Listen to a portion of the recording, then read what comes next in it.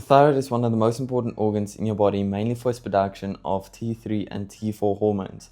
And when your thyroid function is poor, it can really cause changes to your physical appearance and the way you present yourself. Hypothyroidism or low functioning thyroid causes things like facial puffiness or facial swelling, causes hair loss or hair texture changes, and it can even cause skin problems. And last but not least, it causes you to easily gain weight if your function is poor. Now here's the question. What is your thyroid and where does it sit? Your thyroid is a small butterfly-shaped gland that sits at the base of your throat just below your Adam's apple. It weighs about 25 to 30 grams but controls your metabolism, your body temperature, your energy, your skin cell turnover, your hair growth, and your brain function simultaneously. Every single cell in your body has thyroid hormone receptors, meaning every cell depends on it.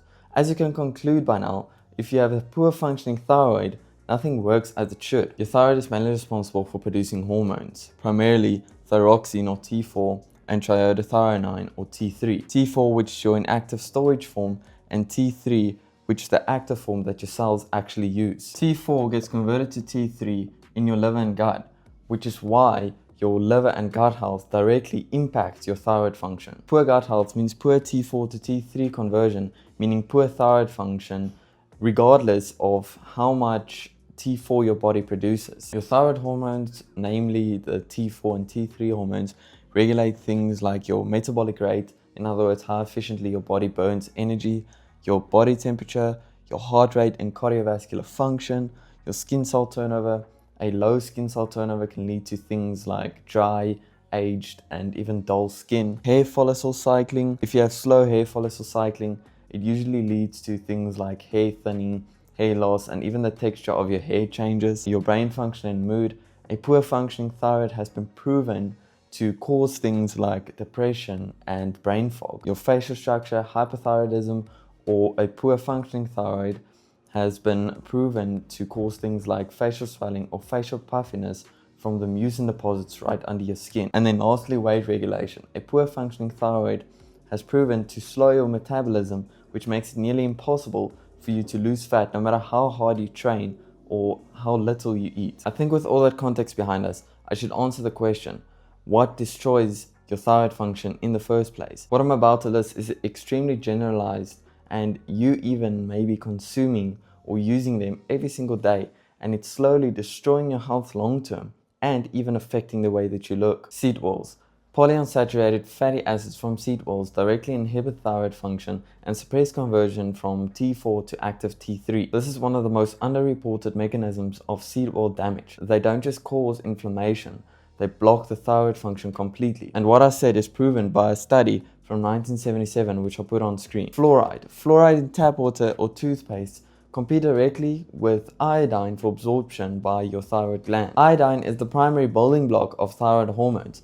T4 literally contains 4 iodine molecules and T3 contains 3 iodine molecules. When fluoride displaces iodine, your thyroid cannot produce adequate hormones regardless of how much iodine you consume. This is why filtered water or fluoride-free toothpaste really matters. Gluten.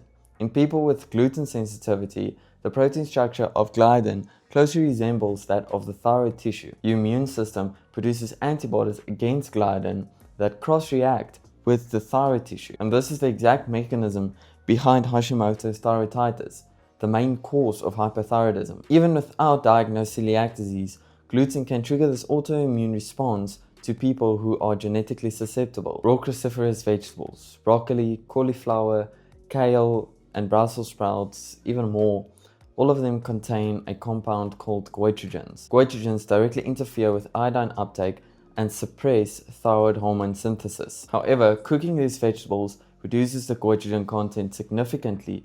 By doing things like steaming it is usually recommended. However, it doesn't get rid of 100% of the harms that these vegetables give. So I recommend just limiting your intake of them or just cutting them out completely. Chronic stress and elevated cortisol.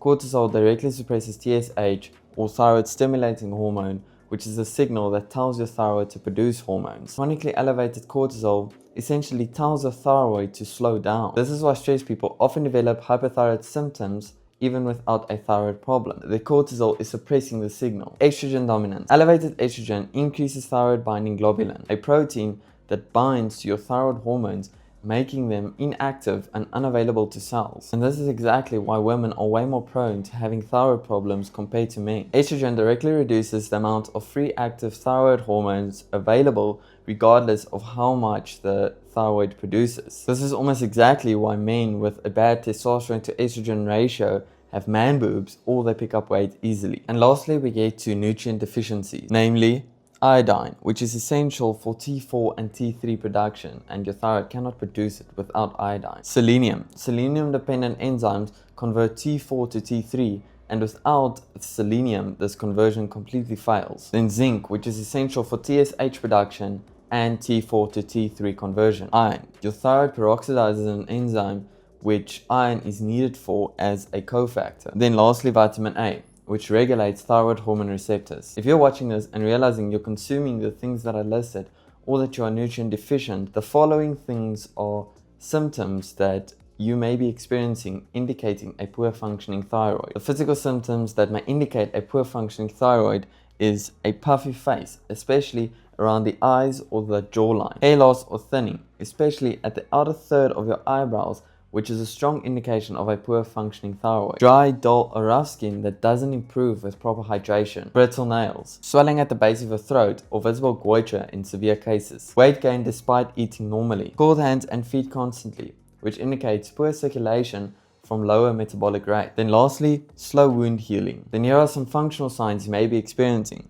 Chronic fatigue regardless of sleep, brain fog and poor memory, depression and low mood, constipation, slow gut motility from the low thyroid function, low heart rate, muscle weakness and aching, low libido, poor recovery from your training, and lastly, feeling cold when others are comfortable. Now that we've covered what the thyroid is, what it does, what causes low thyroid function, and the signs thereof, this is what you actually do to fix these problems and improve your thyroid function. Before we get to the nutrient deficiencies, here are some quick tips you can implement in your life that will make a change and improve your thyroid function instantly. Filter your water or don't drink tap water at all, and use fluoride-free toothpaste to reduce fluoride consumption and increase iodine consumption by your thyroid. Get rid of seed oils completely. Remove gluten from your diet completely or reduce it significantly. If you have to eat something like bread, opt for something like sourdough. Cook your vegetables by steaming them thoroughly or remove them completely from your diet. And the reason I say this is from personal experience. I haven't eaten vegetables in over 2 years, and honestly, I have never felt better. Then we go on. Manage your cortisol by prioritizing sleep, reducing stress, and don't overtrain. Spend a max amount of an hour in the gym every day. Now let's have a look at how you can fix the nutrient deficiencies with these food sources. For iodine, you want to prioritize raw milk, seafood, seaweed, and eggs. For selenium, it's going to be Brazil nuts, sardines, and tuna, beef liver or beef kidney, and eggs. Just take note for selenium, honestly, just eat 2 Brazil nuts and you'll be good. You don't need more than that. Brazil nuts are super concentrated in selenium, and it's really inexpensive. A pack really lasts a long time, so that's better than spending the money on these things for selenium. For zinc, eat red meat daily, beef liver, pumpkin seeds, but make sure you soak them and don't just eat them raw out of the pack. Vitamin A, it's going to be beef liver, egg yolks, raw milk, and butter.